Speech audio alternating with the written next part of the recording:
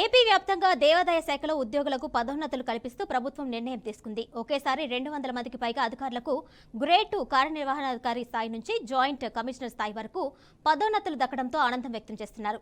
దేవాదాయ శాఖ ఉద్యోగులు పదోన్నతులు రావడం దేవుడిచ్చిన వరం అంటున్న డిప్యూటీ కమిషనర్ విజయరాజ్తో మా ప్రతినిధి సాంబశివరావు ఫేస్ టు ఫేస్. ఆధ్వర్యంలో చొల్లంగి అమావాస్య తీర్థాన్ని తెలంగాణ సమ్మక్క సారక్క జాతరతో పోలుస్తారు.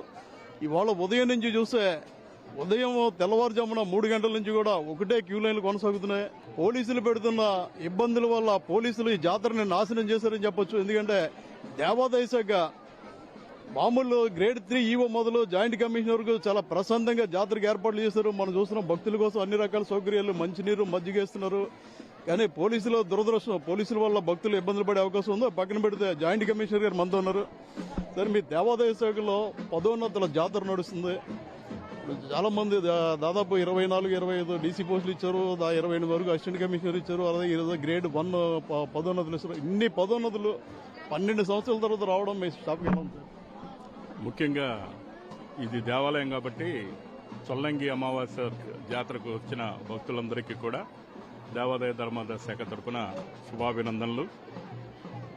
రెండవ విషయం, ఇక్కడ కార్యనిర్వహణాధికారిగా అసిస్టెంట్ కమిషనర్ క్యాడర్గా పనిచేస్తూ పదోన్నతపై నిన్నే ద్వారకా తిరుమల దేవస్థానం డిప్యూటీ ఎగ్జిక్యూటివ్ ఆఫీసర్గా చేసిన మా బాబురావు గారికి శుభాభినందనలు. మీరు చెప్పినట్టుగా సుమారు 100 మంది పైగా వివిధ చోట్ల పదోన్నతులు ఇస్తున్న జరుగుతుంది. ప్రతి ఒక్కరి ప్రమోషన్ అనేది రైట్ ఆఫ్ ఎవ్రీ ఎంప్లాయ్. వాళ్ళు నిర్వహిస్తున్నందుకు పదోన్నతులు తీసుకున్న వాళ్ళందరికీ మా కాకినాడ జోనల్ కానీ రాజమండ్రి జోనల్ ఆఫీసర్గా వారందరికీ శుభాభినందనలు. ఇక చొల్లంగి తీర్థం, ఇది చాలా ప్రసిద్ధి చెందిన తీర్థం. ఈ తూర్పుగోదావరి జిల్లానే కాకుండా, ఎర్స్రైల్ తూర్పుగోదావరి జిల్లా కాకుండా రాష్ట్ర వ్యాప్తంగా క్యాలెండర్లు కూడా ఈ యొక్క అమావాస్యని బేస్ చేసుకుని, చొల్లంగి అమావాస్యని బేస్ చేసుకుని వార్షిక క్యాలెండర్లు తయారు చేయడం అనేది ఎప్పటి నుంచో వస్తున్న ఆచారము, ప్రతీతి. అంత విశిష్టత కలిగిన ఈ తీర్థం ఎంఎస్ఎన్ చారిటీస్ కాకినాడ వారి సంస్థ ఆధ్వర్యంలో చేస్తున్నారు. భక్తులకి మీరు అన్నట్టుగా అవసరమైన ఏర్పాట్లు చేయడం జరిగింది. క్యూ లైన్లు కానీ, మంచినీరు కానీ, టెంట్ల ఏర్పాటు కానీ, ఈ ఎండలు తట్టుకోవడానికి, అలాగే అన్నదాన వసతి కానీ అన్ని చేస్తున్నాం. దానికి సంబంధించి ఎంఎస్ఎన్ చారిటీస్ కాకినాడ సంబంధించిన విద్యా సంస్థల సిబ్బంది కూడా అందరూ తమ వంతు భాగస్వామ్యంగా ఇక్కడికి వచ్చి విధులు నిర్వహిస్తున్నారు.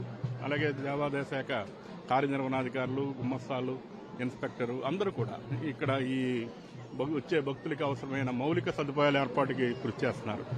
ఇంకా రక్షణ పరంగా కొన్ని ఉంటాయి, సెక్యూరిటీ పరంగా అవన్నీ ఉంటేనే కొన్ని నడుస్తాయి. కాబట్టి ఈ జాతరకు వచ్చిన భక్తులందరికీ కూడా స్వామివారి ఆశీస్సులు ఉండాలని కోరుకుంటూ సెలవు చేస్తాం. సార్, గ్రేడ్ 3, 2, 1 అలాగే ఏసీ, డీసీ, జాయింట్ కమిషనర్ పదవులు మొత్తం ఎంతమంది ఉన్నారు సార్ స్టేట్లో?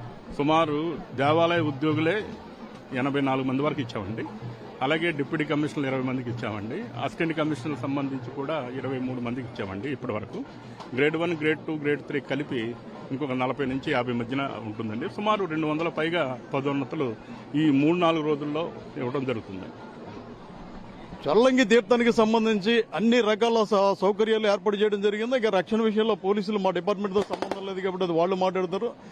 రాష్ట్ర చరిత్రలో ఏ ప్రభుత్వ శాఖలో లేని విధంగా 200 మందికి పదోన్నతులు ఇవ్వడం అది దేవాదాయ శాఖలోనే కాదు, రాష్ట్ర ప్రభుత్వ చరిత్రలో రికార్డు. అంత ఆనందంగానే జాయింట్ కమిషనర్ విజయరాజ్ చెప్పడం జరిగింది. కెమెరామెన్ ధర్మతో సాంబశివరావు, BRK న్యూస్, చొల్లంగి తీర్థం నుంచి.